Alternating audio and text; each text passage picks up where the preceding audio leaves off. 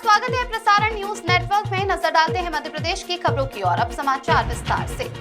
9, 10 और 11 जून को अधिकारी स्तर की बैठक आयोजित होगी, जिसमें ब्रिक्स देशों के अधिकारी 3 दिनों तक खेती, किसानों और खाद्य सुरक्षा जैसे विषयों पर गहन विचार विमर्श करेंगे। इसके बाद 12 और 13 जून को सभी सहभागी देशों के माननीय कृषि मंत्री इंदौर की इस पवित्र धरा पर आएंगे और 2 दिनों तक लगातार कृषि से संबंधित विषयों पर विस्तार से चर्चा करेंगे। 9, 10, 11 जून को तो अधिकारी स्तर की बैठक होगी, मतलब इन सब देशों के अधिकारी आएंगे। 3 दिन गहन विचार विमर्श करेंगे खेती के बारे में, किसानों के बारे में, खाद्य सुरक्षा के बारे में। और 12 और 13 जून को इन देशों के सभी माननीय कृषि मंत्री इंदौर की इस पवित्र धरा पर आएंगे और 2 दिन वो लगातार कृषि से संबंधित चर्चा, प्रमुख विषय मैं आपको जरूर आपके सामने रखूंगा, उस पर चर्चा करें।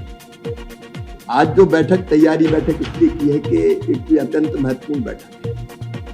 खेती और किसानी ऐसी चीज है कि जिसके बिना पूरी दुनिया का काम चल ही नहीं सकता। भोजन का और कोई विकल्प नहीं है, दुनिया की खाद्य सुरक्षा के लिए जरूरी है। तो उन सब विषयों पर ये चर्चा करेंगे। इंदौर अद्भुत रूप से इस कार्यक्रम को संपन्न करेगा, ये विश्वास है। 11 तारीख को मुख्यमंत्री जी सभी देशों के कृषि मंत्रियों को और जो अधिकारी आएंगे उनको रात्रि भोज भी यहाँ देंगे। और इंदौर के जो कार्यक्रम, मुख्यतः तो बैठक का ही है, लेकिन जब इंदौर आ रहे हैं तो कम से कम राजबाड़ा जो हमारे ऐतिहासिक स्थल है, पूरा डिटेल कार्यक्रम अभी बन रहा है, अभी डिस्कस किया है, लेकिन उनका वहाँ भ्रमण का कार्यक्रम भी हो, तो हमारे ऐतिहासिक स्थल है वो देखें।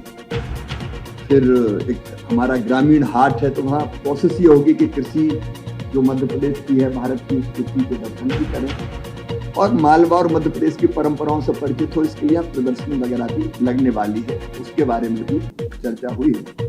अब इंदौर आए तो 56 दुकान ना जाएं, ये भी ठीक नहीं है। तो मंत्री जी ने कहा कि भाई जरा बिटिंग के हाल से बाहर भी निकालो।